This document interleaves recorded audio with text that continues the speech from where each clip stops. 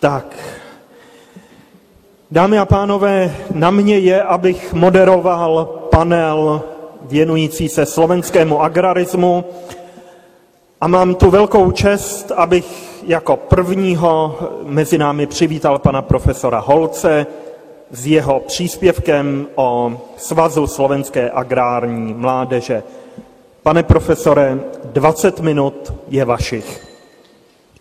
Vážené kolegyne a kolegovia, budem hovoriť o Zväze slovanskej. Cieľom bolo zmobilizovať pod vlastným vedením ostatné agrárne strany a spojiť ich na princípe ideovom, tým bol politický agrarizmus, na princípe geografickom, tým bol stredoeurópsky a juhovýchodoeurópsky priestor a na interetnickom princípe tým bola slovanská rovina.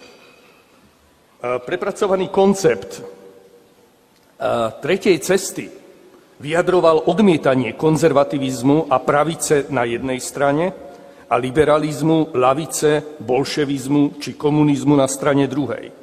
Išlo o stredoeurópske vybalancovanie nemeckého Drang nach Osten s ruským stremleniem na západ. Agrarizmus, stredoeurópanstvo a slovanstvo nadobúdali charakter syntézy v troch inštitúciách.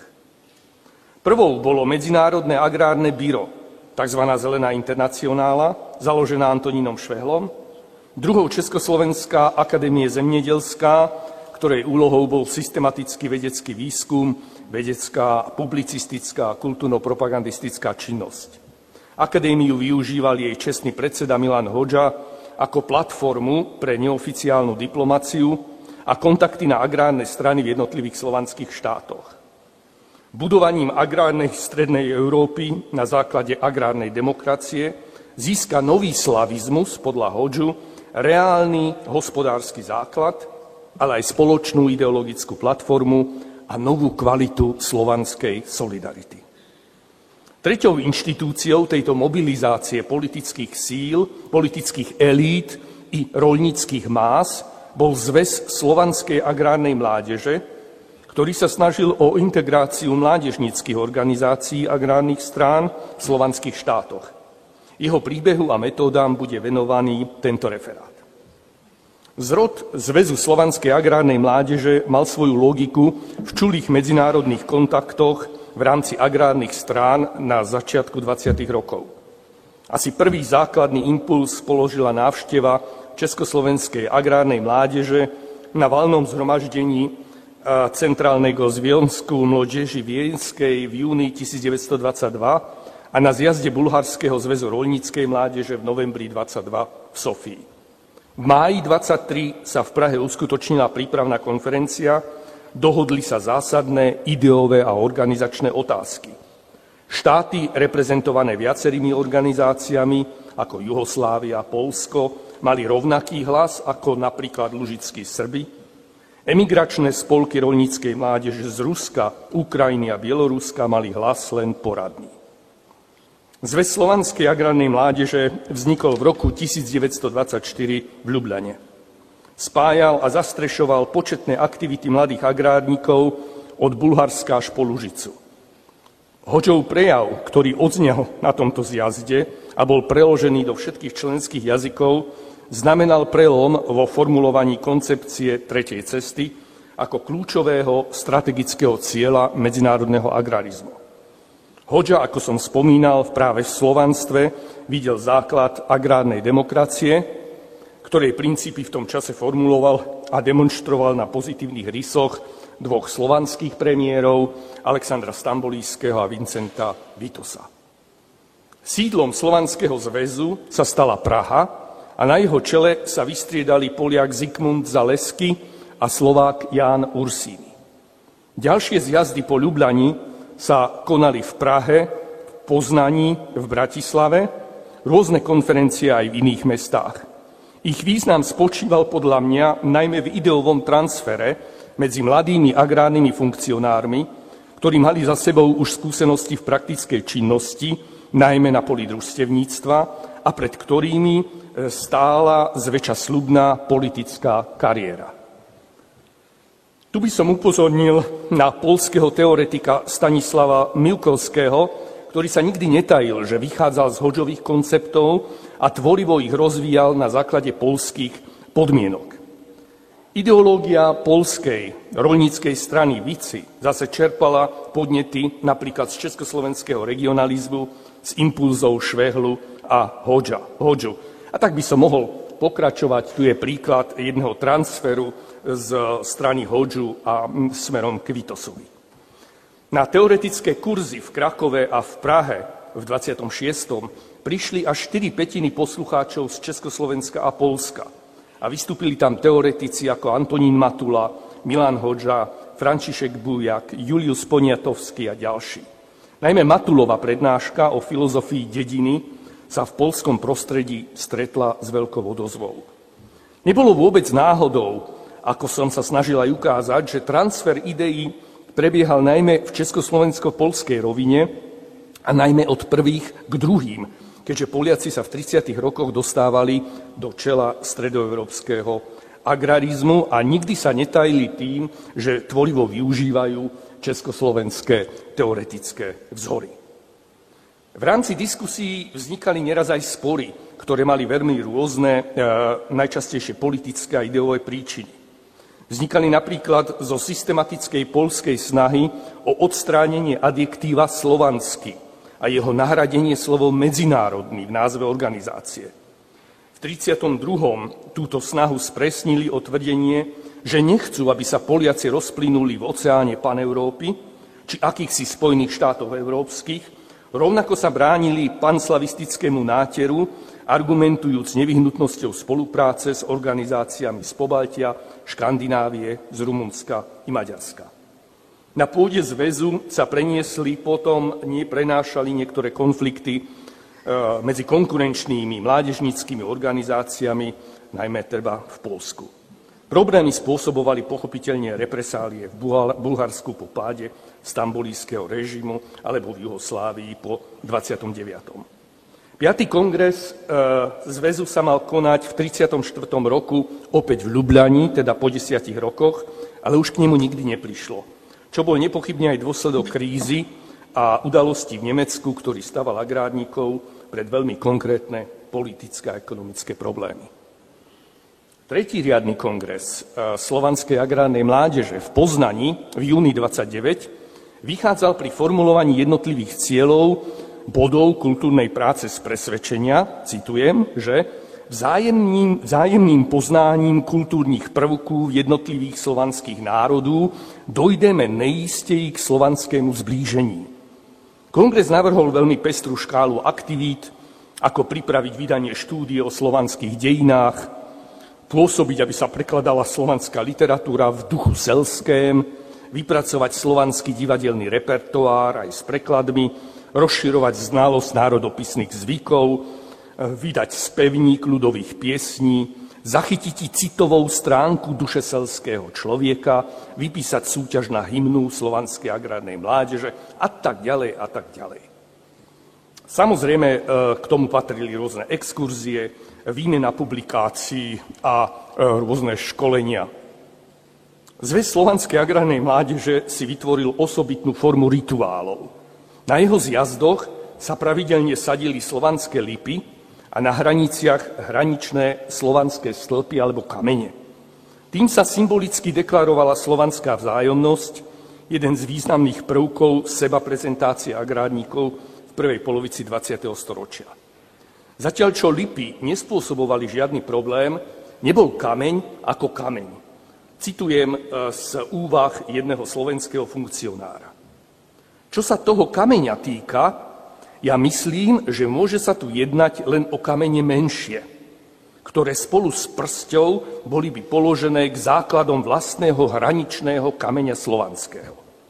Obávam sa totiž, že keby kamene vyčnívali zo zeme, mohlo by sa ľahko stať, že by ich nejaké nepovolané individuá vykopali a odniesli, zvlášte keď to bude na pohraničí.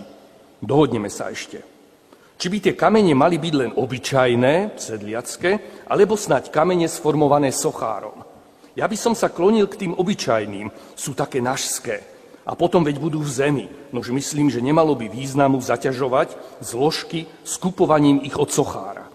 A bude to i symbolickejšie, veď kamene nebudú mať svoj pôvod u nejakého toho priekupníka, keby to bol aj sochár, ale keď budú vybrané z lona našej slovanskej zeme. Čo sa veľkosti týka, mohli vari prichodiť úvahu 6 až 10 kilové, neviem ešte, či okrúhle, alebo hranaté, alebo či vôbec na forme nemá záležať. Do kameňov sa ukladala schránka s presnými rozmermi, s prsťou zeme z jednotlivých slovanských krajín, alebo z niektorého historického miesta v našej vlasti. Na kongrese v Poznani sa v júni 29 zúčastnili delegáti vlastne od Baltu až po Lužicu a kládli, ako vidíte na obrázku, hraničný kameň v Gdyni. Ďalším uznesením z Poznane bolo sláviť jednu nedeľu v roku ako deň slovanského agrarizmu. Poprvý raz sa tak stalo potom v roku 1930. Organizovali ho jednotlivé bulharské, československé, juhoslovanské, ruské a neskôr i poľské zložky. Konštatovalo sa ešte v 33., keď už teda zväz pomaly spel svojmu koncu, že pořádání Dne slovanského agrarizmu jest jedním z nejvážnějších prostředků budících sebevědomí a solidárnost zemědělců a lidu slovanského, usneslo se, aby členské složky svazu Den slovanského agrarizmu pořádali každoročně ve všech svých střediscích organizačních ve spojení se slavnostmi dožinkovými. To sa nakoniec uskutočnilo veľmi dobre na 4. zjazde v Bratislave, kde to je Bratislava, na 4. zjazde v Bratislave, kde sa prišlo k tomu, že nebudeme sadiť žiadny slovanský kameň, lebo hranica sa aj tak nachádzala až 30 kilometrov za Bratislavou a preto sa rozhodlo, že sa zasadí na dnešnom Hviezdoslavovom námestí slovanská lípa. Uskutočnilo sa po dlhých rokovaniach, že to je slávnosť sadenia slovanskej lípy v Bratislave a nakoniec sa kládli vence. Rozhodlo sa, že aby byli položení kytice delegácií, a to během kongresu ve Vajnorech, tam sa konali dožinky, na místo, kde z aeroplánu se zřítil a zabil první ministr vojenství Republiky Československé a jeden z trojhviezdí zahraničných vůdců z doby odboje generála Rostislava Štefánika, eventuálne na jeho mohyle Nabradlo. Nabradlo sa už delegáti nedostali. Ten zjazd v Bratislave v 32. bol znovu veľmi dobrým prostriedkom pre česko-polskú komunikáciu. Dohodlo sa napríklad, že Deň slovanského agrarizmu sa bude konať v Osvienčime a v Limanovej a v prípade, že by poľská vláda zakázala konanie zjazdu, tak sa to uskutoční na slovenskej strane hranice. Mám tu potom, to bude všetko v písomnom príspevku, detaily o tom, ako prebiehali také školenia v Českom Tešine a Poľskom Tešine, kto na nich vystupoval, aké témy sa tam riešili. A tam je naozaj vidieť to, čo je hlavným zmyslom môjho príspevku, že ten ideový transfer, tie teoretické diskusie medzi jednotlivými agrárnymi stranami práve tu zohrávali, mali tú najúrodnejšiu pôdu. No, ešte v 34., keď teda zväz už v podstate neuskutočnil ten svoj zjazd v Lublani, teda v čase hospodářského chaosu, ako sa písalo, si kládol za úlohu organizáciu kurzov, súťaží, cyklistických výletov, dokonca tam boli aj honby za líškou, výstavy, exkurzie na vzorné zemědělské podniky a památná místa, organizovali sa dny venkovských žen a dívek, boj proti konzumu umělých tuků, súťaž v úprave hnojísk, deň brannosti, týden péče o zdraví venkova a celý rad ďalších aktivít. Zaujímavé je, že ten zväz sa neustále vracal k osobnostiam agrárneho hnutia, k Švehlovi, k Stambuliskému, Daskalovovi, ktorý, ako viete, sa stal obeťou atentátu v Československu. A nielenže teda kládol vence a konal rituály pri hroboch alebo pamätných doskách týchto osobností, ale možno povedať, že vlastne smrťou týchto ľudí sa začínala i ďalšia cesta, keď sa posmrtne vlastne modeloval obraz tých jednotlivých národných a spoločných agrárnych bardov. V 30. rokoch preberá tú úlohu, ako bolo z tej mojej schémy vidieť, čo som vám tam nahodil, úlohu v tom agrárnom ideovom diskurze Poľsko.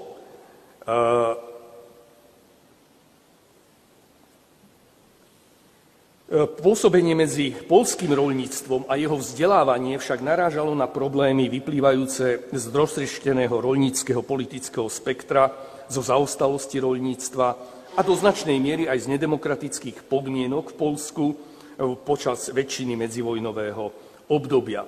Nečudo, že teda v agende agrárníkov aj mládeže dominovala v prvom rade požiadavka demokratizácie a defeudalizácie krajiny. Znamenalo to v praxi zvádzať boj o vlastnú emancipáciu s autoritatívnym pilsudského režimom. Vzniknutú situáciu výstižne charakterizuje zápas, ktorý sa v polovici 30. rokov rozpútalo 15. august, pôvodne slávený ako Deň zázraku na Visle, čiže deň rozhodujúceho obratu v poľsko-ruskej vojne v roku 1920. Postupne sa do roľníckej interpretácie tohto sviatku zapojilo aj vľavostojace mládežnícke roľnícke hnutie Vici. Išlo o príklad sebaprezentácia agrárnych elít na verejných priestranstvách. Postupne sa tento sviatok mal stať akýmsi celopolským zjednocujúcim momentom, keď popri nedotknutelnom Pilsudskom sa tam spomínali aj vodcovia vtedajšej Rady obrany štátu Ignác Daszyński a Vincent Witos, čo malo symbolický význam, lebo išlo o robotníckeho a roľníckeho vodcu a historické zásluhy robotníkov a roľníkov o štát a národ mali zodpovedať ich dôstojnému postaveniu v súčasnosti, o čo sa slovanská mládež spolu s ďalšími teda tými politickými zložkami poľského agrarizmu snažila.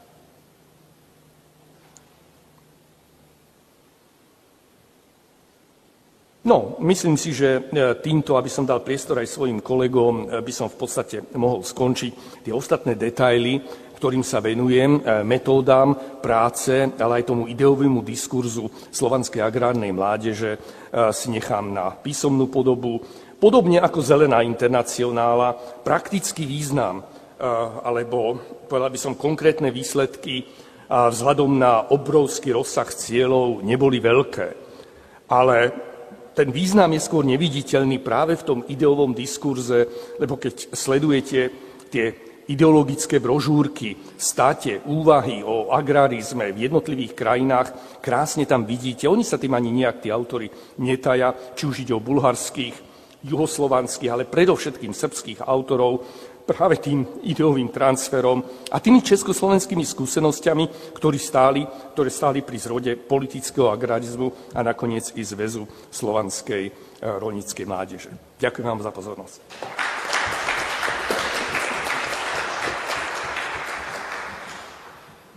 Pane profesore, děkujeme vám za váš příspěvek.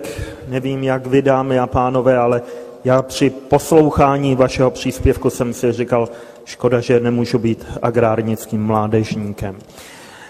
Každopádně dovolte mi, abych dal slovo dalšímu kolegovi, a to sice Robertu Arpášovi z Nitry, který nám přednese svůj příspěvek o sjezdu mladé agrární generace v roce 1933. Pane kolego, prosím, 20 minut je vašich. Takže ďakujem za slovo. Vážené dámy, vážení páni, ako tu kolega Per už povedal, v mojom príspevku sa budem venovať zjazdu mladej slovenskej agrárnej generácie, ktorý sa uskutočnil vo zvolenie v roku 1933, pričom sa zameriam trošku inak, skôr na ten pohľad alebo zmenu postoja nastupujúcej slovenskej generácie k tzv. Slovenskej otázke, čiže tomu agrarizmu ja sa na rozdiel od predchádzajúceho príspevku vlastne venovať nebudem, skôr na ten pohľad agrarizmu alebo agrárnikov mladých na iný problém. Všetci dobre viete, že Československá republika, ktorej výročie vzniku si o pár dní pripomenieme, spočiatku bola budovaná ako národný štát národa československého. Táto ideologická konštrukcia mala zabezpečiť ako súhlas veľmocí so vznikom štátu, tak aj štátnemu národu, tomu stvorenému československému národu, väčšinu. Presadenie idei čechoslovakizmu však prirodzene ovplyvňovalo slovenskú národnú emancipáciu. Príslušnosť k vládnemu národu znamenala v porovnaní s uhorskými pomermi jednoznačný pokrok. Aj preto sa výhrady voči teórii československého národa objavovali takmer výhradne v opozičných kruhoch. Slovenskí nacionalisti, ktorí sa sústreďovali v ľudovej strane a v národnej strane, považovali za svoj politický cieľ uznanie Slovákov za samobytný národ, za národ, ktorý má nárok na správu vlastných záležitostí vo forme národnej autonómie. V boji proti centralistickému usporiadaniu štátu však dlhodobo zostávali osamotení. Slovenskí členovia vládnych strán, a to vrátane agrárnikov, totiž disciplinovane dodržiavali politickú líniu, ktorá bola vytyčovaná pražskými centrálami týchto strán. Situácia sa začala meniť až v 30. rokoch 20. storočia. Nový prístup k slovenskej otázke úzko súvisel práve s tým nástupom mladej politickej garnitúry, ktorá nebola ovplyvnená okolnostiami okolo vzniku spoločného štátu. Na rozdiel od generácie budovateľov Československej republiky, preto mohla hodnotiť minulé udalosti s odstupom. Napriek nezmeneným direktívam stranických vedení začala aj slovenská mládež v koaličných stranách prehodnocovať postoj k štátoprávnemu usporiadaniu. Potreba celogeneračnej diskusie bola reflektovaná aj v radoch slovenského krídla agrárnej strany, ktoré sa pokúšalo urobiť nejakú celostranickú diskusiu. No skôr, než sa mladí agrárnici odhodlali ku konkrétnym činom, zorganizovala v júni 1932 redakcia časopisu Politika zjazd celej mladej slovenskej generácie, ktorý sa uskutočnil v Trenčianskych Tepliciach. Paradoxne členovia redakcie časopisu Politika boli blízki práve agrárnej strane. Ich význam pre slovenskú politickú scénu ocenil aj sám prezident, ktorý predstaviteľov časopisu označil za stret slušných, pracujúcich a mysliacich ľudí a názory, ktoré prezentovala Politika, zase za objektívny hlas mládeže vychovanej už republikou. No navzdory pozitívnemu hodnoteniu organizátorov zjazdu, jeho priebeh sa im nepodarilo zvládnuť. Problematickou bola úroveň diskusie. Väčšina zúčastnených síce sa vyslovila za, proti, budem citovať, centralizmu a zásadne pre autonómiu, pravda nie podľa chápania politických strán, koniec citátu. No napriek tomu, že toto bol väčšinový názor, objavili sa aj menšinové názory, avšak tie neboli vypočuté, preto pre tieto názory neprejavili diskutujúci absolútne porozumenie. A na to doplatil napríklad Karol Medvecký, ktorý bol niekoľkokrát auditoriom vykričaný a musel predčasne odísť z pódia. Podobne dopadol aj včera spomínaný Anton Štefánek, a Oldre Sedlmajerovej dokonca hrozila inzultácia. Aj tieto invektívy podnietili mladých agrárnikov k väčšej aktivite pri usporiadaní vlastného snemu. O zámere vládnych strán zorganizovať podujatie, ktoré by revidovalo závery Trenčiansko-Teplického zjazdu, informovala opozičná tlač už krátko po jeho zakončení.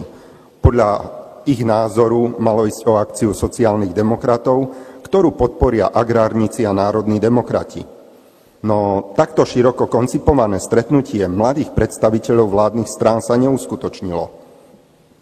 Avšak konečne sa zaktivizovala agrárna mládež.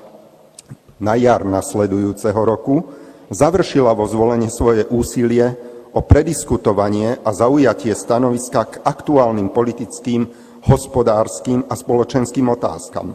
A tak na 30. apríla 1933 zorganizovala 10. zjazd Združenia slovenských agrárnych akademikov, na ktorý hneď nasledujúci deň 1. mája nadväzoval 9. zjazd Ústrednej jednoty slovenského roľníckeho dorastu. Obvinenia z pokusu o korektúru Trenčiansko-Teplického zjazdu však agrárnici odmietali. Ako zdôraznil Vladimír Moravčík, program, budem ho citovať, z Volenského zjazdu bol určený so zreteľom ku stranickým potrebám, účasť na zjazde bola podmienená príslušnosťou k niektorej agrárnickej organizácii. Koniec citátu. Zároveň vyzdvihol tú snahu zjazdu, agrárnického zjazdu, nebáť sa jednať ani o pálčivých problémoch, pretože, ako vravel, hovoriť a jednať o slovenských veciach není len výsadou autonomistickej frakcie. Zjazd agrárnych akademikov sa uskutočnil v Grand Hoteli za účasti 450 delegátov a početných hostí. Uvádza sa niekde číslo, že až okolo 600 tých prítomných malo sa na tomto podujatí zúčastniť. Pred otvorením boli zaslané pozdravné telegramy prezidentovi Masarykovi, predsedovi agrárnej strany Antonínovi Švehlovi a premiérovi Janovi Malipetrovi. Zjazd potom otvoril predseda prípravného výboru František Lednár, po jeho reči predniesol prejav doktor Juraj Slávik a v tomto prejave zdôraznil duchovnú a citovú československú jednotu. Následne sa rokovanie rozdelilo do 3 komisí. Prvou bola ideová a kultúrna, druhou hospodárska a sociálna a treťou politická a organizačná. Predsedom ideovej a kultúrnej komisie bol Jozef Letrich, ktorý vo svojom referáte Problémy verejného života z hľadiska agrárnej ideológie definoval ideologické východiská agrarizmu. V ich rámci Letrich načrtol aj chápanie nacionalizmu mladými slovenskými agrárnikmi. Podľa jeho výkladu agrárnici podporovali slovenský aktivizmus v národnej otázke. Ďalej konštatoval, citujem, je tu český a slovenský nacionalizmus, slovenský a český národ, ktorých ciele sa nevylučujú, ale tvoria cesty k najúžšej spolupráci, podmienenej citom a duchovnou jednotou. Koniec citátu.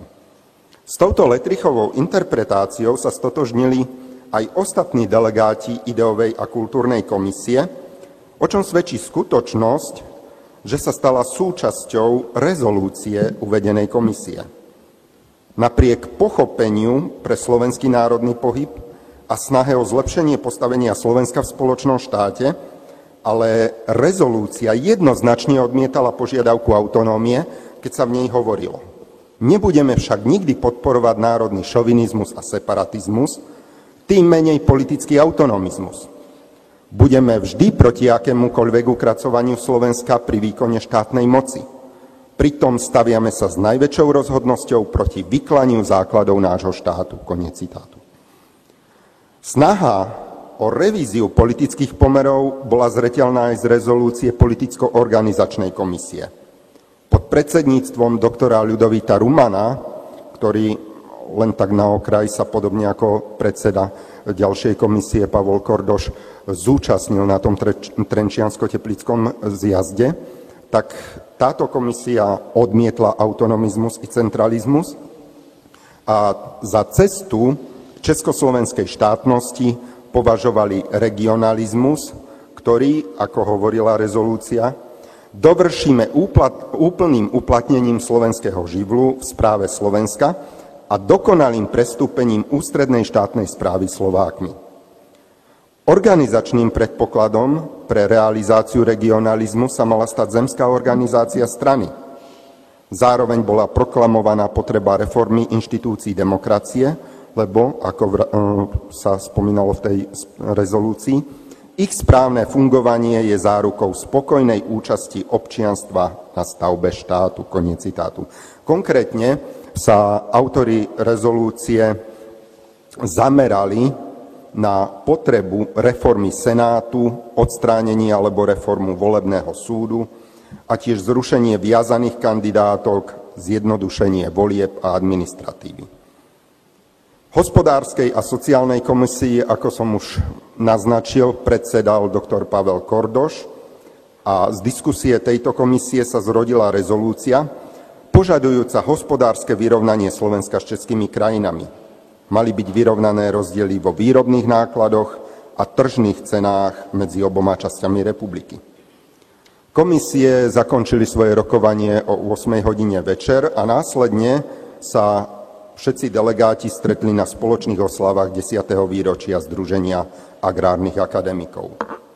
Za čestného predsedu bol zvolený ideový otec agrárnického regionalizmu Milan Hodža. Aj Hodža vo svojom prejave poukázal na nevyhnutnosť revízie postavenia Slovenska v československom štáte, keď zdôraznil potrebu slovenskej aktivity, ktorá by primela českú stranu k dokonalému chápaniu, ako Hodža zdôraznil, významu Slovenska pre našu štátnu samostatnosť. Po následných prejavoch ostatných pozvaných hostí bol zjazd Združenia slovenských agrárnych akademikov ukončený. Milan Hodža bol najvýznamnejším rečníkom aj na nasledujúci deň na zjazde ústrednej jednoty slovenského roľníckeho dorastu. Vo svojom prejave sa sústredil na hospodársku problematiku, poukázal tu na disparitu medzi Slovenskom a českými krajinami pri rozdeľovaní štátnych zákaziek, kde odhadoval, že Slovensko je poškodzované tým nerovnakým postojom o nejakých 500 až 600 miliónov korún.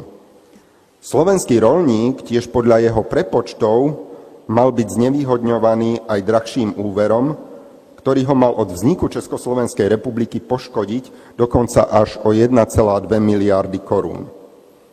Preto sa Hodža dožadoval, aby sa Slovensko dostalo na úroveň Zamoravska, keď prizvukoval: nechceme byť ubozí Slováci, ale rovnocenní Slováci.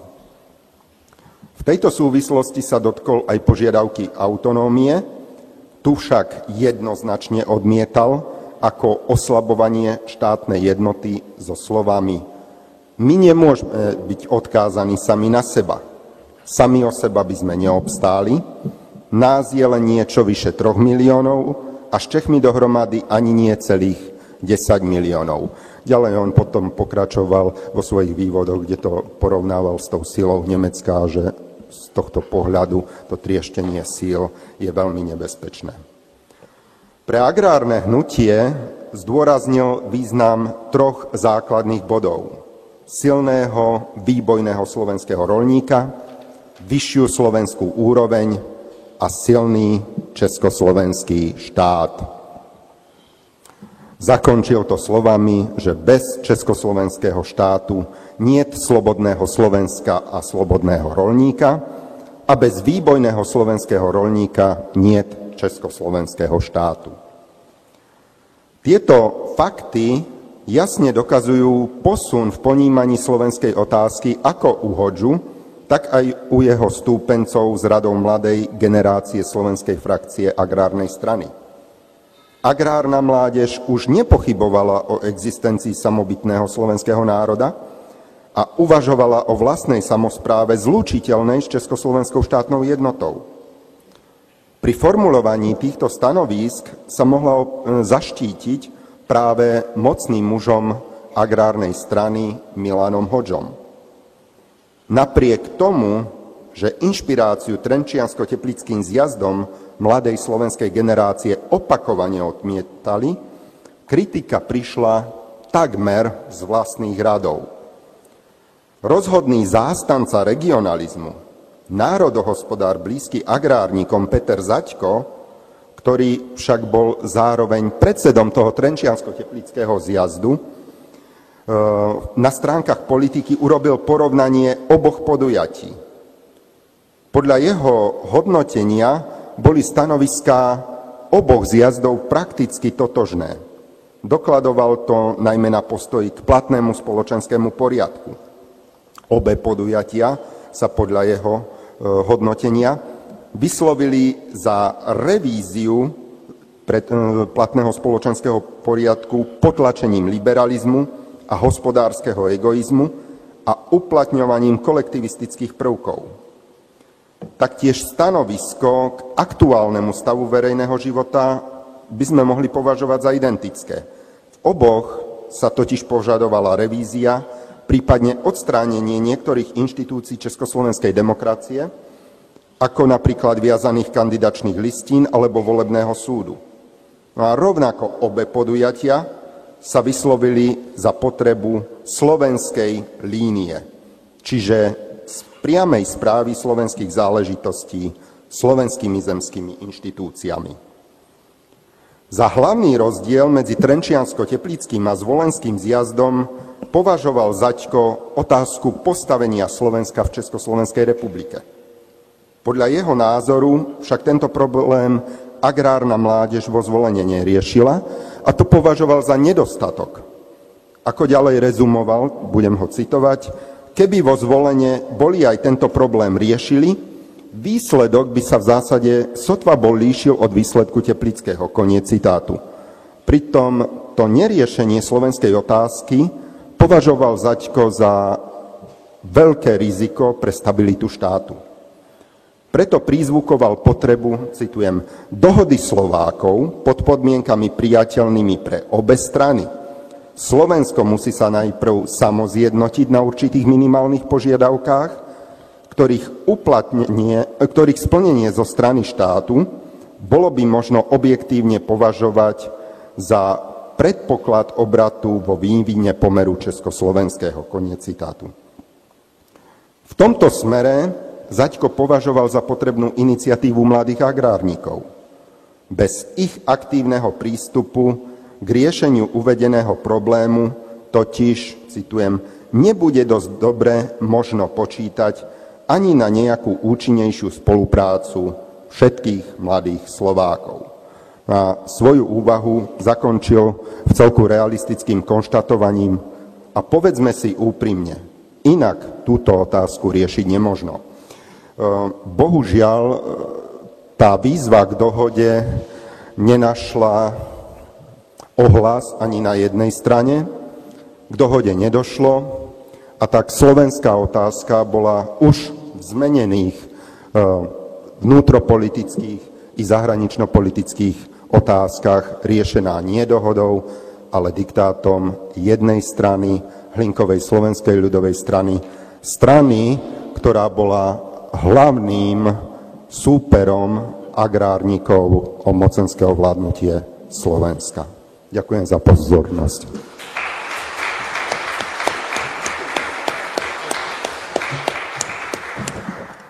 Děkuji kolegovi Arpášovi za jeho příspěvek i za naprosto přesné dodržení času.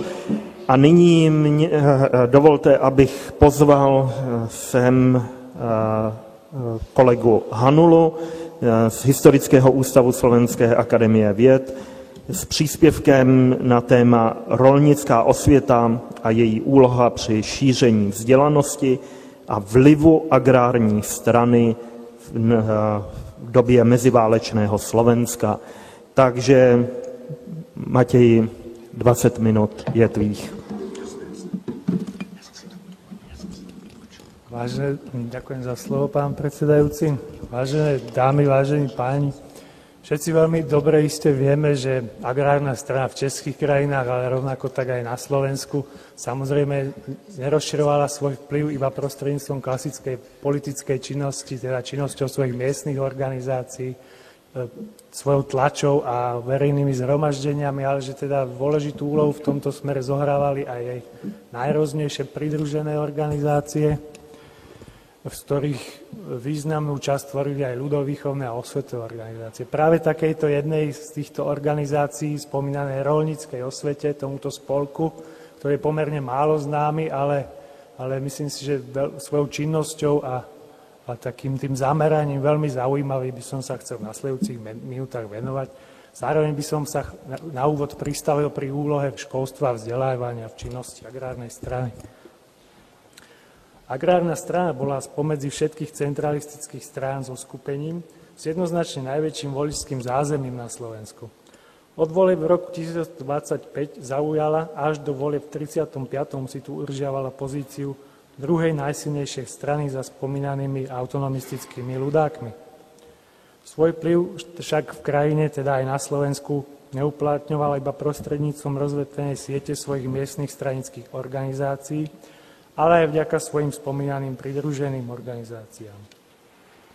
Pre svoj stavovský charakter, ideologicky vychádzajúci z myšlienok a koncepcií politického agrarizmu, venovala strana pochopiteľne veľkú pozornosť práve poľnohospodárstvu. Veľkú dôležitosť však strana prikladala vo svojich programových dokumentoch počas celého medzivojnového obdobia aj šíreniu osvety a vzdelanosti na vidieku všeobecne, pričom osobitný zreteľ kládla na poľnohospodárske školy. Predpokladá, že budú vychovať odborne fundovaných roľníkov, ktorí sa stanú šíriteľmi moderných poľnohospodárskych metód. Vinica mala zároveň aj druhú stranu, pretože práve o obyvateľov vidieka sa predpokladalo, že budú patriť k voličom agrárnikov. Strana mala preto záujem, aby mohla ich vzdelávací proces na rôznych typoch poľnohospodárskych škôl ovplyvňovať. Ako vieme, už v roku 1920 presadila, aby sa poľnohospodárske školy vyčlenili spod správy rezortu školstva a prešli pod ministerstvo poľnohospodárstva ovládané permanentne agrárnou stranou. Na výchovu poľnohospodárskych odborníkov, ale v neposlednom rade i oddaných stúpencov či lokálnych funkcionárov strany, však ani zďaleka neslúžili len klasické pravidelné školy. Osvetu šírili na vidiek a viaceré štátne i neštátne inštitúcie, na chod ktorých mala strana rozhodujúci vplyv a boli súčasťou už toho toľkokrát mnou spomínaného komplexu pridružených organizácií. Na vidieku organizovali pre roľníkov vzdelávacie kurzy, ktoré im nemali vštepovať len najnovšie odborné poznatky, ale vychovať z nich i rozhľadených a samostatne uvažujúcich občanov oddaných republike a myšlienke Československej štátnej jednoty. Komplex školských a osvetových problémov tak zastával v agente strany jednu z kľúčových pozícií. Osvetu a vzdelávanie obyvateľov vidieka zabezpečovali teda dva hlavné skupiny inštitúcií. Prvo boli spomínané klasické školy. Okrem nich, teda najmä hospodárskych škôl, sa však zohrávali pri vzdelávaní vidieckého obyvateľstva nezanedbateľnú úlohu rozmanité osvetové spolky a ďalšie inštitúcie. Začiatkom 30. rokov už v tomto smere pôsobila teda inštitúcie pod vplyvom priamym či nepriamym agrárnej strany, mám na mysli. Začiatkom 30. rokov tu už v tomto smere pôsobili Zemeďelská rada, Slobodné učenie sedliacké, Melioračný zväz či Československé zemedelské múzeum, ktoré takéto kurzy usporadúvali pre obyvateľov vidieka. Dôkazom, že strana prikladala výskumu vidieka a šíreniu vzdelanosti jeho obyvateľov skutočne veľký význam, je fakt, že sa slovenskí agrárnici s touto pomerne rozvetvenou sieťou ľudovýchovných organizácií, teda začiatkom 30. rokov už pomerne rozvetvenou, neuspokojili. V roku 1933 predstavili verejnosti nový projekt, ktorý mal rozsahom svojej činnosti a chystaným záberom na širokú členskú základňu všetky už účinkujúce organizácie prekonať. Koncom roka oznámili na valnom zhromaždení svojej náborovej organizácie, teda Slovenskej roľníckej jednoty, že sieť svojich vedecko-výskumných a osvetových organizácií rozšírila nový spolok, ktorý dostal názov Roľnícka osveta. Iniciátorom jej vzniku bol neveľmi prekvapujúco, tak ako pri mnohých podobných podnikoch strany na Slovensku, je prvý muž slovenských agrárnikov Milan Hodža. Projekt rolníckej osvety bol zaujímavým počinom minimálne pre dve podstatné skutočnosti. Prvým bola komplexnosť jej záberu. Pri organizovaní osvetových a vzdelávacích kurzov pre základnú stranu, ako aj pre všeobecne obyvateľov vidieka, sa totiž organizácia, teda popri týchto kurzoch sa mala venovať aj všestrannému výskumu života na vidieku. A to v smere národohospodárskom, odborne poľnohospodárskom, sociologickom, a ambíciou bolo uskutočňovať výskum dejín vidieka a slovenského rolníckeho stavu. Druhým zaujímavým faktorom bolo, že na rozdiel od druhej väčšiny pridružených organizácií agrárnej strany v tomto prípade nešlo o prenesenie organizácie pôsobiacej v českých krajinách na Slovensko. Rolnícka osveta na rozdiel od nich svoju centrálu v Prahe nemala. To bola čisto slovenskou záležitosťou. Organizácia bola zároveň prejavom rastúceho sebavedomia slovenskej odnože agrárnej strany a fakticky od založenia slovenskej rolníckej jednoty v roku 1919 je prvým významnejším spolkom, ktorý nebol na Prahu organizačne naviazaný.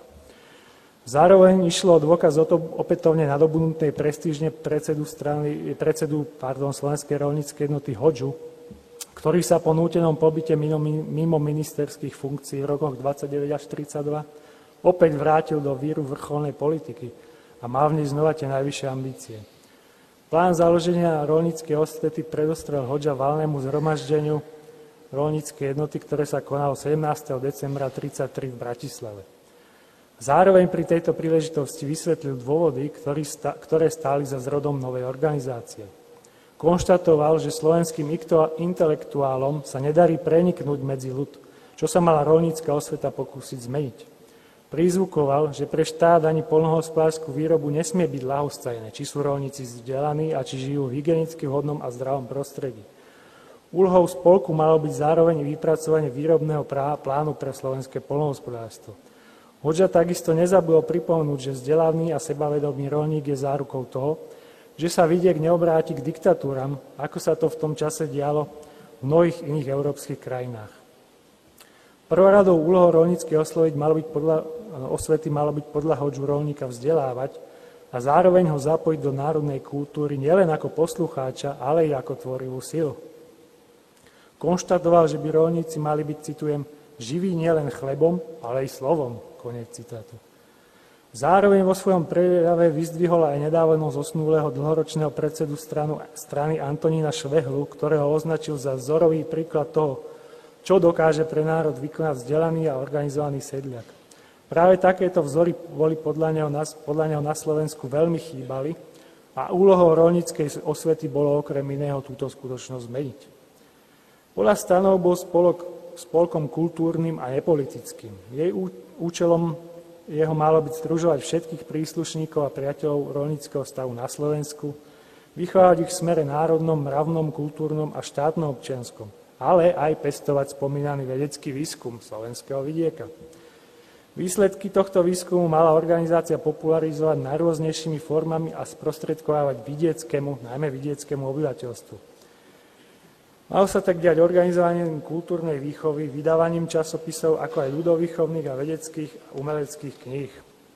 Zároveň malo k úlohám organizácie patriť i organizovanie výchovných a popularizačných prednášok, či zakladanie kamenných putovných knižníc. Tieto činnosti mali byť úlohou aj okresných pobočiek. Na ustanovujúcom zhromaždení spolku v decembri 1933 zvolili za jeho predsedu podľa očakávania jednomyselne Hodžu. Vo výbore osvety sa ocitli aj ďalší poprední stranickí funkcionári, ako napríklad bývalí ministri Fedor Houdek a Anton Štefánek, včera spomínaní, poslanci či senátori Ján Boto, Ján Petrovič, Ján Ursíny alebo stranickí žurnalisti František Votruba a Karol Hušek. Vo vedení organizácie okrem nich figurovalo veľké množstvo ďalších osobností na stranu priamo alebo nepriamo naviazaných. Pri takejto konštelácii stranických predstaviteľov sa dalo iba ťažko hovoriť o nepolitickom spolku. Generálnym tajomníkom spolku sa stal príslušník mladej generácie agrárnej strany, ktorý však nepatril k spomínaným tu pred chvíľou zemistom Jozef Letrich. Práve v tejto funkcii získal budúci príslušník odboja počas druhej svetovej vojny a po roku 1945 jeden z popredných predstaviteľov demokratickej strany svoje prvé politické ostrohy. Veľmi zaujímavo vyriešili agrárnici otázku členstva nového spolku. Stávali sa totiž nimi automaticky členovia členovia niektorých pridružených stranických organizácií, a to konkrétne Slovenskej roľníckej jednoty, čo bola najmasovejšia organizácia, ako aj agrárnických mládežníckych organizácií. Prichádzalo tým k paradoxnej situácii, keď mal spolok členov organizovaných v takmer všetkých 77 okresov Slovenska, hoci jeho pobočky pôsobili sotva v polovici z nich. Okrem toho poznali stanovy aj inštitút čestného členstva, udeľovaného za zásluhy a rozvoj organizácie. Osobitú kapitolu tvorili tzv. Zakladajúci členovia. Mohli sa nimi stať fyzické osoby po zložení príspevku vo výške 500 korún alebo právnické osoby po venovaní dvojnásobnej sumy. Na zozname zakladajúcich členov boli pochopiteľne najmä najznámejší stranickí predstavitelia. Veľkým prekvapením medzi nimi je však meno bývalého čelného funkcionára ľudovej strany a privrženca autonómie Slovenska Ferdiša Jurigu, z ktorého sa stal v pokročilom veku priaznivec Milana Hodžu, o čom svedčí niekoľko listov, ktoré mu zaslal v tomto období. Vedeckú činnosť roľníckej osvety mala na starosti Bratislavské ústredie organizované tajomníkom Letrichom. Pri Hodžovej zanepráznenosti pre pôsobenie v Prahe riadil jeho činnosť výkonný podpredseda Fedor Houdek. Vedecké aktivity spolku malo na starosti 5 odborov, ku ktorým pribudol od roku 1936 6. Na čele prvého ľudovýchovného stal dlhoročný stranický funkcionár Karol Tresky. Cieľom odboru bolo pripravať prednášky, vzdelávacie kurzy a propagačné materiály určené vidieckému obyvateľstvu. Zároveň mal koordinovať a usmerňovať aktivity okresných pobočiek. O tom, že činnosť organizácie bola napriek všetkým deklaráciám motivovaná aj politickými ohľadmi, svedčí aj stanovisko odboru z roku 1937, keď sa rozhodol zakázať konanie svojich prednášok a iných podujatí na pôde cirkevných škôl. Sociologický odbor viedol včera spomínaný aj dnes už viackrát zakladateľ, ako sa traduje, modernej slovenskej sociológie Anton Štefánek. Jeho cieľom bolo vykonávať sociologický výskum Slovenska, ako už názov vypovedá. Cieľom malo byť perspektívne popísať vývin a stav slovenskej populácie. Tretí odbor roľníckej osvety sa mal venovať výskumu národných a sedliackých dejín Slovenska. Jeho predsedom bol skúsený organizátor verejných stavieb na Slovensku, amatérsky a veľmi činný a erudovaný historik a archeológ Štefan Janšák. Okrem neho boli členmi známi slovenskí historici Daniel Rapant a Branislav Varsík. Úlohou odboru bolo pripraviť populárne vydania dejín Slovenska s dôrazom na dejiny roľníckeho stavu. Rapant v rámci spolku zbieral dokumenty o sedliackom povstaní z roku 1831 a pripravoval ich na knižné vydanie, ktoré sa mu však až do roku 1937 zrealizovať nepodarilo. Ďalším odborom roľníckej osvety bol národohospodársky odbor. Náplňou jeho práce bolo vypracovať stanoviská k špecifickým potrebám jednotlivých poľnohospodárskych výrobných odvetví na Slovensku. Angažoval sa v ňom aj známy, hoci nepríliš výrazne, angažoval sa v ňom aj známy národohospodár Imrich Karvaš. Hlavnou náplňou 5. literárne vydateľského odboru spolku bolo pripravať vydanie publikácií v rámci knižnice roľníckej osvety. Odbor viedol významný predstaviteľ slovenského literárneho realizmu Jozef Gregor Tajovský. Okrem neho sa v ňom angažujú aj dve ďalšie významné osobnosti slovenskej literatúry. A to Ján Boto, známy pod básnickým menom Ivan Krasko, a Ján Jesenský. Jednou z jeho prvých úloh bolo pripraviť antológiu pod názvom Roľník v slovenskej literatúre. Posledným 6. odborom spolku, ktorý sa začal pracovať od spomínaného roku 1936, bol odbor pre správu a právu. Jeho poslaním hlavným bolo pripravať publikácie a prednášky na zvýšenie právneho povedomia obyvateľov vidieka. Okrem koordinovania prác jednotlivých odborov bolo náplňou práce ústredia aj vydávanie spolkového časopisu, ktorého redaktorom bol Letrich. Pod názvom Roľnícka osveta vychádzal raz do mesiaca. Úsilím redakcie bolo čitateľov nielen poučiť, ale aj zabaviť. Jednotlivé čísla tak tvoril zvyčajne pestrý koktár článkov, medzi ktorými nechybala beletristická próza, odborné rady pre poľnohospodárov, ale ani články zamerané na aktuálne politické otázky. Podľa Letricha bolo hlavnou úlohou časopisu, citujem, vytrhnúť z rúk roľníka knižný a časopisecký brak. Konec citátu. Okrem toho vydával spolok 2 edície publikácií. Prvú tvorili krátke osvetové a výchovné brožúrky a druhú knižné publikácie. Do roku 1937 ich v rámci edície vyšlo celkovo 8. Boli medzi nimi odborné práce o slovenskom rezbárstve, spomínaná antológia rolníkovi v slovenskej literatúre, kniha zo zdravovedy, ale aj niekoľko vyslovene politicko-propagačných publikácií, ktorým sa ešte budem venovať. Od roku 1936 otvorila Osveta pri svojom bratislavskom ústredí aj knižnicu. Druhú hlavnú náplň rolníckej osvety, ktorou bola ľudovýchovná osvetová činnosť na vidieku, mali vykonávať pobočky spolku. Plánom bolo, aby vznikli v pokiaľ možno najväčšom počte slovenských okresov. Sieť okresných pobočiek sa rozvíjala postupne. Spočiatku pribúdali najmä v okresoch, ktoré boli voličskými baštami agrárnikov na Slovensku. Po prvom roku od založenia vznikli v 13 slovenských okresoch, do roku 1936 už účinkovali v 28 a v 37. bola okresná pobočka organizácie zriadená v 35 z celkového počtu 77 slovenských okresov. Absentovali najmä v južnoslovenských okresoch alebo v okresoch na strednom považí a severozápade Slovenska, kde sa agrárnikom dlhodobo nedarilo získať významnejšie pozície. Činnosť okresných pobočiek osvety riadil výbor na čele s predsedom. Jeho členovia sa grupovali z miestnych stranických kádrov a kádrov pridružených organizácií.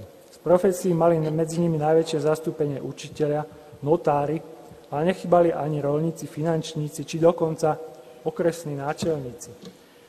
Najintenzívnejšiu činnosť vykazovali znovu okresy, ktoré patrili k baštám voličskej podpory strany na Slovensku.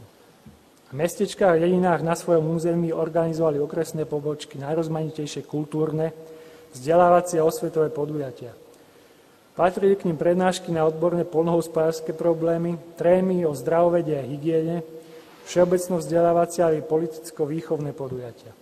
Nechýbali ani prednášky spojené s premietaním filmom, divadelné predstavenia, organizovanie najrozličnejších rolníckych slávností, najmä teda dožinkových, alebo jednodňové a viacdňové vzdelávacie kurzy.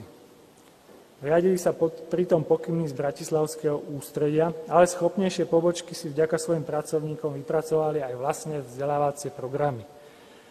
Niektoré si zakladali vlastné knižnice, iné nakúpali zo svojich zdrojov publikácie, ktoré distribuovali občanom. Podľa stanov bola síce rolnícka osveta oficiálne nepolitickou organizáciou, oddeliť ju od politických záujmov agrárnikov však pochopiteľne možné nebolo. A ani sa to príliš zastierať agrárnikom nechcelo a nedarilo. Pri svojich akciách navyše rolnícka osveta často vyzdvihovala úlohu svojho predsedu Hodžu a jeho zásluhy o zlepšenie postavenia slovenských rolníkov. Obľúbeným bolo najmä heslo o tom, že po vydobití politickej slobody pre slovenského rolníka v roku 18 sa svojimi aktivitami v povojnových rokoch minister a neskôr československý premiér snaží vymôcť slovenskému rolníkovi slobodu hospodársku a kultúrnu. Vyzdvihovanie Hodžových zásluh bolo skutočne výraznou súčasťou spolkových aktivít. V lete 1938 ho napriek tomu, že bol stále oficiálnym predsedom spolku, delegáti valného zhromaždenia zvolili za jeho doživotného čestného predsedu. Hodžov kult je zrejmý aj z knižných publikácií, ktoré rolnícka osveta do roku 1938 vydala. Z celkovo už spomínaných 8 titulov boli 2 venované jeho osobe. Spolok vydal publikáciu od Rista Jovaniloviča, Milan Hodža a Juhoslovania a zároveň prácu Ivana Turzu Slovenský Perikles, ktorá vyšla nedávno v reedícii, doplnená o kapitoly, ktorých autorkou je kolegyňa z Historického ústavu Alena Bartlová. Pri príležitosti Hodžových 60. narodení mu bolo navyše venované celé číslo časopisu Rolnícka osveta. Zároveň by som už chcel len konštatovať, že za krátkych 5 rokov činnosti zapustila rolnícka osveta na Slovensku pomerne silné korene. Aký bol dosah jej činnosti na slovenskú populáciu, by však bolo zrejme možné objektívnejšie posúdiť až odstupom 1 či 2 desaťročí. Vývoj po októbri 1938 však znamená samozrejme aj ukončenie jej činnosti, ako všetkých ostatných agrárnických organizácií.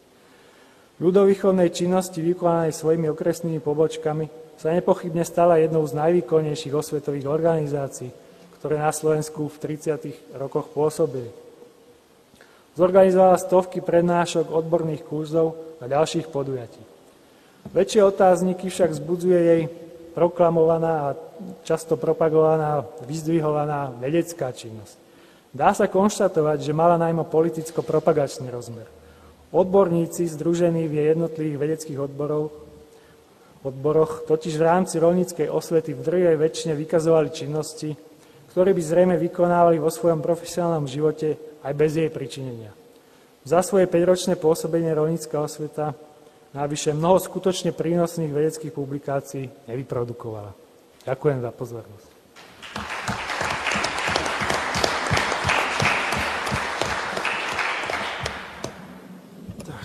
Děkuji, dámy a pánové, Matěji Hanulovi za jeho příspěvek. Poledne nám odbylo, zvony u františkánů dozněly a nás čeká teďka, byť krátká, ale přece jenom diskuze, takže prosím, dámy a pánové, kdo má dotaz, paní docentka Broklová jako první se hlásí. Pan Arpáš ve svém příspěvku zmínil národ československý a čechoslovakismus. Já bych jenom krátce chtěla uvést, že čechoslovakismus jako doktrína nehrál žádnou roli při vzniku Československé republiky. Československý národ jako pojem najdete pouze v preambuli k ústavě a když zkoumáte, co znamená československý národ v teorii demokratického státu, tak zjistíte, že národ je lid, který buduje na svém území demokratický stát. Takto je to definováno a bylo to tak definováno i v pracech Jamese Bryce, které vyšly ve 20. letech v českém překladu. Já vím, že se tahleta otázka stále obnovuje, ale těším se, že třeba ke 100. výročí vzniku republiky se uzná, že tento stát vznikl jako ideální demokratický stát. Ještě bych jenom upozornila, když se podíváte na Herbenovy texty, který byl autorem preambule k ústavě, tak tam je zcela jasně řečeno, že jde tedy o národ politický. Děkuji. Děkuji paní docence za příspěvek.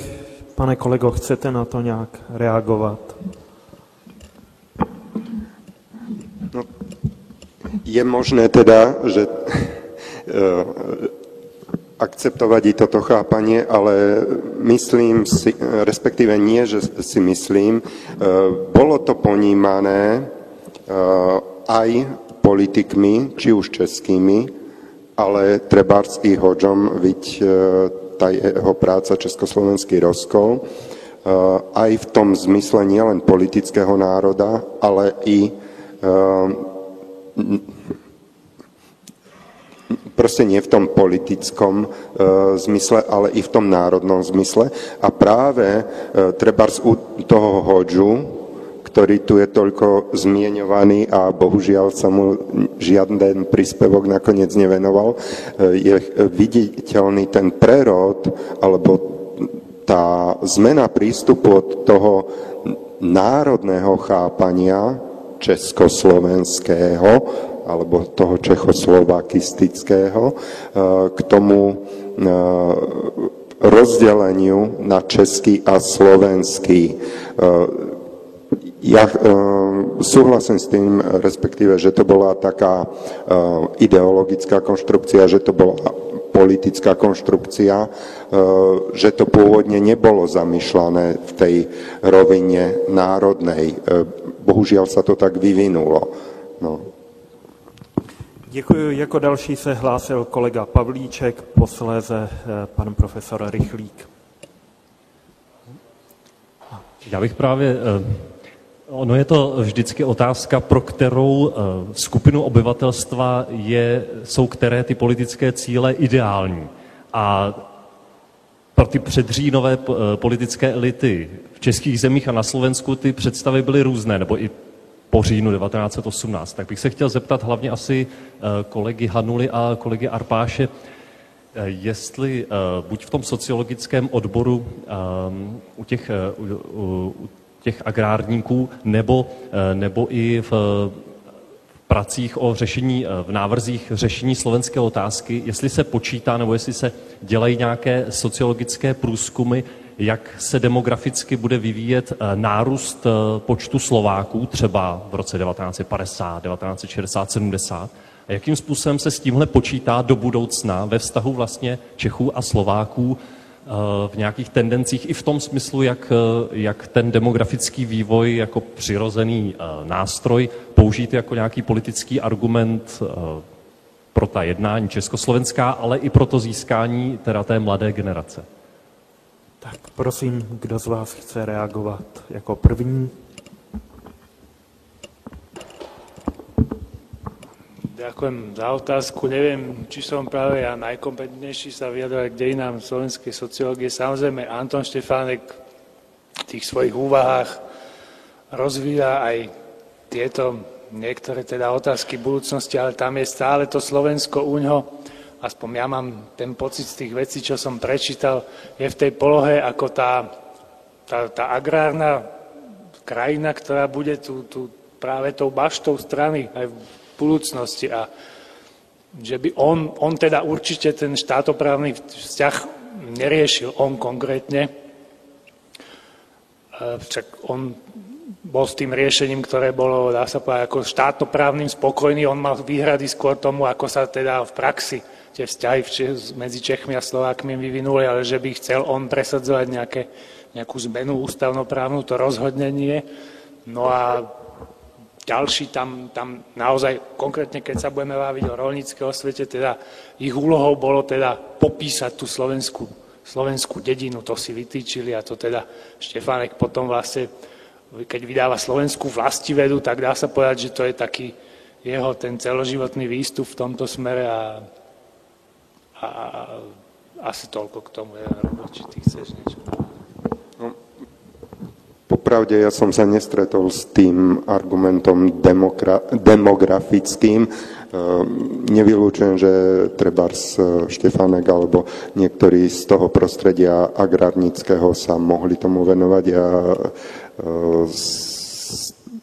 Toto je téma, ktorá ma spojila s témou, ktorú ja hlavne robím, slovenského autonomizmu ľudáckého a keď by som mal byť taký kritický k ľudákom, respektíve myslím, že budem objektívny vzhľadom na ten intelektuálsky potenciál ľudovej strany, si nemyslím, že by až tak ďaleko zachádzali pri svojej argumentácii. Děkuji. Jako další profesor Rychlík. Já mám dotaz, který vlastně směřuje na všechny tři panelisty, jako tedy český historik zabývající se speciálně slovenskými dějinami, jsem to vždy vnímal asi takto, že slovenský agrarismus je vlastně jediná ideologie a jediná politika, která mohla konkurovat ľudáckému autonomismu a mohla oslovit široké basy. Všechno ostatní bylo o ničem. Národní socialisté, národní demokraté pro Slovensko neměli žádný program, který by tam byl schopen někoho oslovit. Třetí jsou komunisté, ale to je specifický případ. Moje otázka, na kterou nenacházím odpověď, možná, že jaksi ji není možné najít, je tato. Uvědomovalo si vedení agrární strany českých zemí potřeby, specifické potřeby agrárního hnutí na Slovensku? Protože my vidíme za druhé republiky, že Beronovo vedení slovenské agrárníky hodilo přes palubu. Bez toho, že by zdvihli prst. Nechali je pohltit ľudáky a tím se připravili o jakýkoliv vliv na politický vývoj na Slovensku.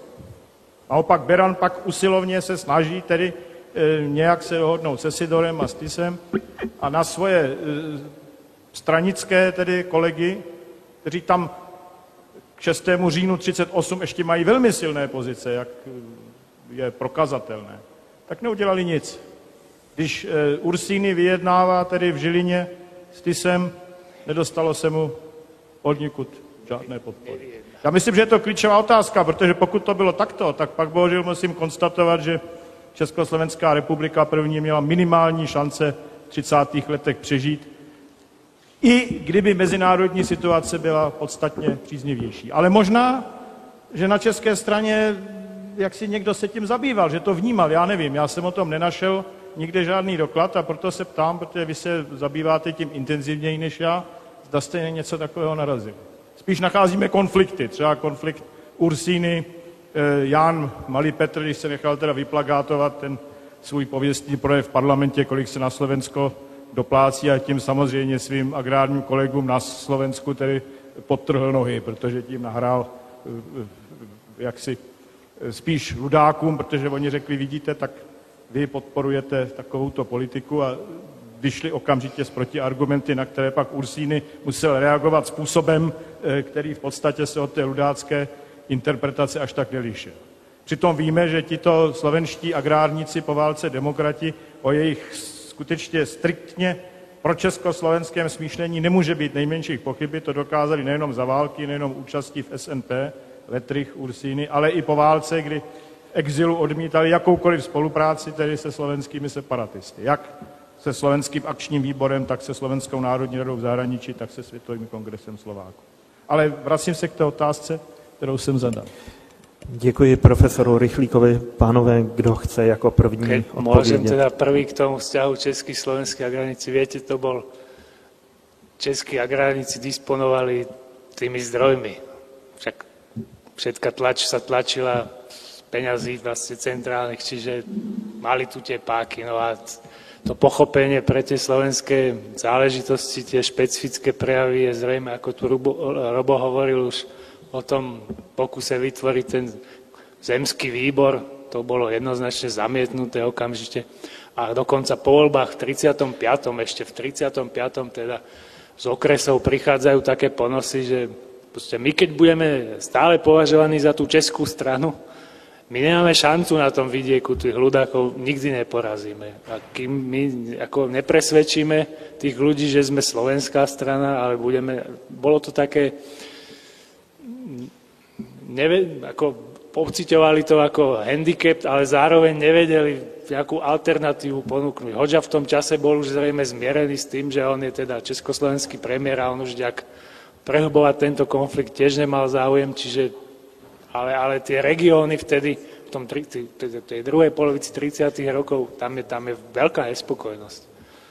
Ale samozrejme, nikto z nich, neboli to autonomisti, ako potom sa Moravčík a niektorí pridali teda k ľudákom, ale to boli výnimky naozaj, títo zemisti niektorí. Ako boli to skutočne priroženci tej československej orientácie, tam nedá sa o tom hovoriť, že by to boli separatisti, ale pociťovala sa taká frustrácia naozaj z toho, že sú v takej naozaj v slepej uličke, že ako ďalej teda s tou stranou.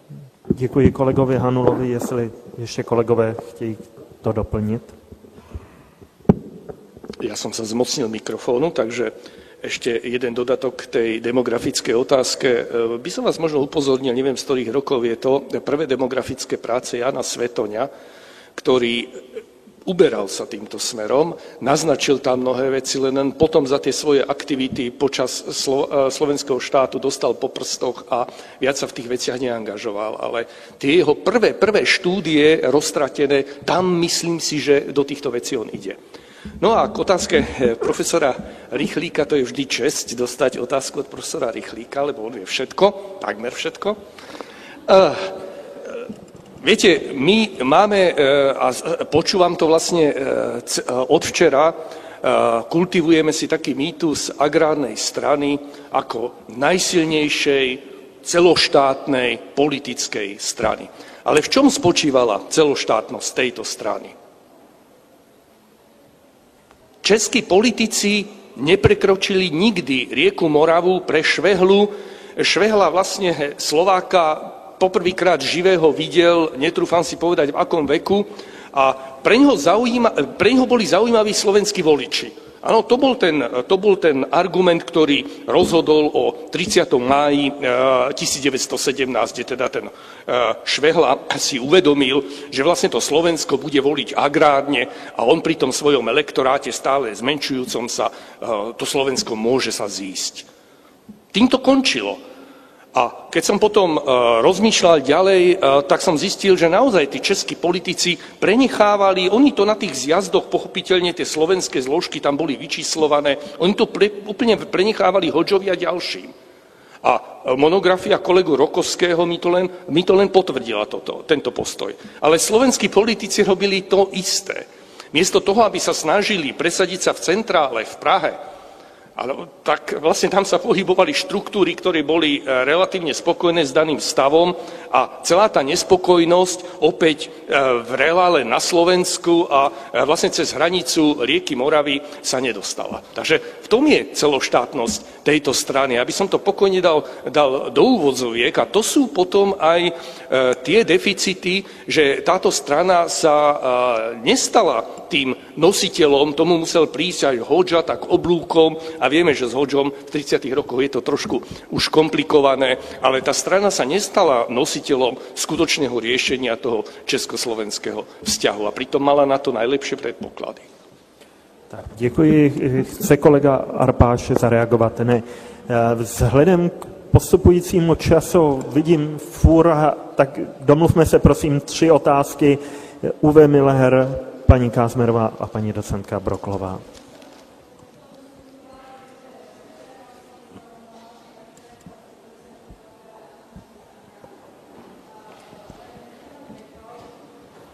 Anton Štefánek bol po celú svoju dobu presvedčený o tom, že ak v danej situácii nevznikol československý národ, ale proste neexistoval, že pri existencii spoločného štátu ten národ vznikne.